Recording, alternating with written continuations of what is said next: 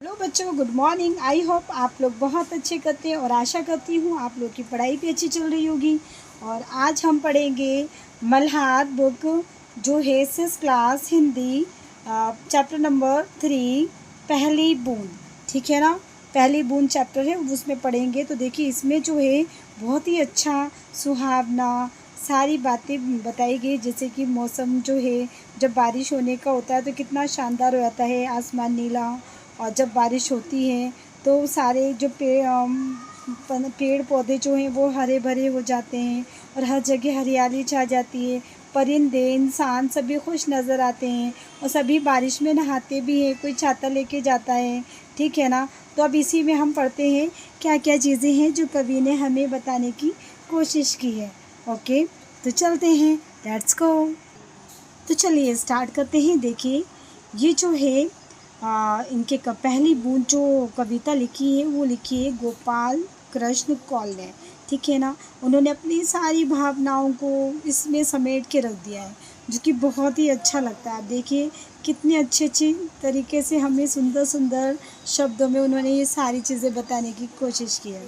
चलिए, वे पावस का प्रथम दिन जब पहली बूंद धरा पर आई, अंकुर फूट पड़ा धरती से, नव जीवन की ले अंगड़ाई। ठीक है, यानी जब धरती पर समुद्र की ओर से आने वाली जो यानी बारिश होती है, जो हवा चलती है उससे पहले, यानी वर्षा ऋतु का प्रथम जो दिन होता है वो प्रारंभ होता है, तो वर्षा की पहली बूंद जो है वो पृथ्वी पर आते ही धरती पर नई नई कौंपलें प्रकट होने लगती है। यानी कि नई नई कौंपले का मतलब नई नई चीज़ें जो होती हैं, यानी कि अंकुर फूट पड़ता है, नए नए पौधे उगने लगते हैं। और यानी ऐसा लगता है जैसे कि धरती नई हो गई हो, उनका जीवन जो है नया हो गया है और उसने आलस्य त्याग कर विकास की ओर आगे बढ़ रहे हैं। ठीक है ना, यहाँ पे ये समझ में आगे चलते हैं। धरती के सूखे अधरों पर गिरी बूंद अमृत सी आकर, वसुंधरा की कोमावली सी, हरी दूब पुलकी मुस्काई, पहली बूंद धरा पर आई। ठीक है, तो देखिए यहाँ पे जो है धरती के सूखे अधरों पर यानी ज़मीन पर गिरी बूंद अमृत सी आकर, यानी बूंद जो है वो अमृत के समान आकर गिरी। ठीक है ना, वसुंधरा का मतलब भी धरती ही है ना। और रोमावली का मतलब होता है यानी कि पूरा यानी खुश होके, यानी बहुत बहुत अच्छे होके। हरी धूप यानी कि हरी हरी जो धूप, यानी कि धूप का मतलब होता है घास, मुस्का के बिल्कुल अच्छी तरह। तो यही बता रहे ना, जब पहली बूंद जब धरती पे आती गिरती है बारिश की, तो हर जगह क्या हरियाली हरियाली, हर चीज़ नई नई। ऐसा लगता है कि हर जगह खुशहाली, हर जगह हरियाली छाई हुई, बहुत अच्छा महसूस होता है ना। वो जो बारिश की बूंद है वो अमृत के समान होती है। ठीक है ना, आगे चलते हैं। आसमान में उड़ता सागर, लगा बिजलियों के स्वर्णिम पर, बजा नगाड़े जगा रहे हैं, बादल धरती की तरुणाई, पहली बूंद धरा पर आई। देखो आसमान में उड़ता सागर का मतलब ये नहीं है कि आसमान में सागर उड़ रहा है, ऐसा कुछ नहीं। लेकिन वो जब बादल उड़ते हैं ना तो ऐसा लगता है कि भैया बहुत ही अच्छा लगता है। ठीक है ना, तो देखिए यानी कि जब बारिश का जो मौसम होता है उसमें जब समुद्र में बिजलियाँ जो के पंख जो लगा कर आसमान में उड़ रहे होते हैं, वो बरसाती बादल जो होते हैं ढोल नगाड़ों की तरह गर्जन करते हैं और धरती की युवावस्था जगा रहे हैं। बादलों में वर्षा करके धरती की युवावस्था को जागृत कर दिया है, यानी चारों तरफ हरियाली फैल गई है जब वर्षा की बूंदें धरती पर आती है तो। ठीक है ना, इससे अब आगे चलते हैं। देखिए जब बारिश होती है तो कोई बच्चे बूढ़े जवान सभी खुश होते हैं। इस बच्चे को देखो, नाव बना के कागज़ की पानी में खेल रहे हैं। ठीक है ना, तो अब आगे पढ़ते हम जो हम पढ़ने वाले थे। नीले नैनों सा ये अंबर, काली पुतली से ये उज्जल धर, करुणा विगलित अश्रु बहाकर, धरती की चिर प्यास बुझाई, बूढ़ी धरती शस्य श्यामला, बनने को फिर से ललचाई, पहली बूंद धरा पर आई। यानी इसमें वर्षा ऋतु में आसमान नीली आंखों के समान दिखाई देता है ना। कभी ये काले बादल आंखों की, काली पुतली जो होती है ना आंखों की, उसके समान दिखता है। वे लोगों पर करुणा तथा दया करने के लिए आंसू रूपी यानी वर्षा के रूप में बहता है।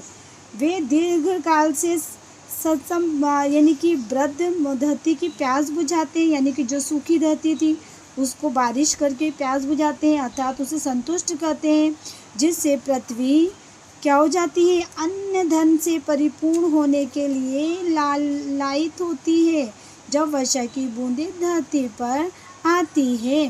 तो चलिए, गोपाल कृष्ण जो कौल थे उन्होंने बहुत ही शानदार तरीके से हमें ये बताने की कोशिश की है, हमें भी बहुत अच्छा लगा। तो चलिए आगे पढ़ते हैं। देखिए, पाठ से परिचय।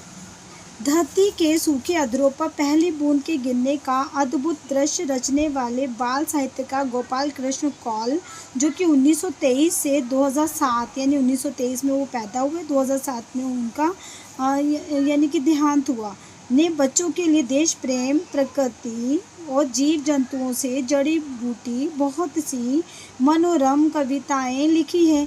अपनी एक अन्य कविता हम कुछ सीखें में वे कहते हैं, देश हमें देता है सब कुछ, हम भी तो कुछ देना सीखें। यानी देश हमें बहुत कुछ देता है, बहुत कुछ देता है, लेकिन हमारा फ़र्ज़ क्या बनता है कि हम भी कुछ देना सीखें। हमेशा लेने की ये लालसा नहीं होनी चाहिए, देने की भी इच्छा होनी चाहिए। ये बात समझ में आई ना बच्चों? आगे चलते हैं प्रश्न उत्तर की ओर। देखिए मेरे प्यारे बच्चों, आपने जब ये चैप्टर अच्छी तरह पढ़ा होगा ना, तो आंसर भी आप फटाफट दे देंगे ना आसानी से। देखिए, क्वेश्चन है, नीचे दिए गए प्रश्नों का सटीक उत्तर कौन सा है ना। इसके सामने तारा बनाई, जैसे पहले हमने बनाया था स्टार, वैसे ही बनाना है। कविता में नव जीवन की ले अंगड़ाई किसके लिए प्रयुक्त हुआ है? तो देखो, बादल के लिए नहीं, बूंद के लिए नहीं, पावस के लिए नहीं, अंकुर के लिए हुआ है। तो आप स्टार जो बनाएंगे वो किसे बनाएंगे? अंकुर पे। किस पे? अंकुर पे। वैसे ही नीले नैनो सा ये अंबर, काली पुतली से ये जलधर में काली पुतली है, क्या है बच्चों? बारिश की बूंदें हैं? नहीं। नगाड़ा है? नहीं। वृद्ध धरती है? नहीं। बादल है? हाँ, यहाँ पे स्टार आएगा बादल पे। किस पे आएगा? बादल पे। ठीक है, अब आगे चलते हैं हम। देखिए, अब जो ये क्वेश्चन है वो देखिए। अब अपने मित्रों के साथ चर्चा कीजिए कि आपने ये उत्तर क्यों चुने हैं। तो देखिए, हमने ये उत्तर इसलिए चुने हैं। देखिए, पहले का उत्तर हमने अंकुर इसलिए चुना क्योंकि बारिश की पहली बूंद जब धरती पर पड़ती है तो धरती पर नई नई कलियां यानी अंकुर दिखाई देते हैं, तो वे नवजीवन की अंगड़ाई लेते हुए दिखाई देते हैं ना। वैसे दूसरा हमने बादल चुना इसलिए क्योंकि काली जो है पुतली जल से भरे हुए काले बादलों को कहा गया है, इसलिए काली पुतली बादल को कहा है। ओके, आगे चलते हैं। देखिए बच्चों, जो ये आगे क्वेश्चन है उसको क्या करना है। देखिए, मिलकर करें मिलान। क्या करना है बेटा? मिलान करना है। कविता की कुछ पंक्तियाँ नीचे दी गई हैं। इन पंक्तियों में कुछ शब्द रेखांकित हैं, दाहिनी ओर रेखांकित शब्दों के भावार्थ दिए गए हैं, इनका मिलान कीजिए। तो चलिए हम करते हैं मिलान। Let's go.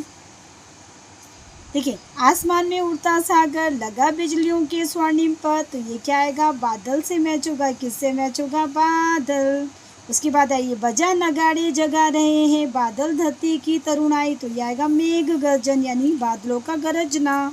उसके बाद देखिए, नीले नैनो सा ये अंबर, काली पुतली से ये जलधर, तो आप इसमें आएगा आकाश के लिए।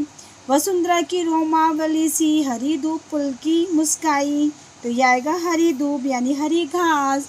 आई होप आपको यहाँ तक समझ में आ रहा होगा। आगे चलते हैं। ओके बच्चों, तो देखिए बच्चों, आगे जो क्वेश्चन है वो है, कविता में से चुनकर कुछ पंक्तियाँ नीचे दी गई है, इन्हें ध्यान से पढ़िए और इन पर विचार कीजिए। आपको इनका क्या अर्थ समझ में आया?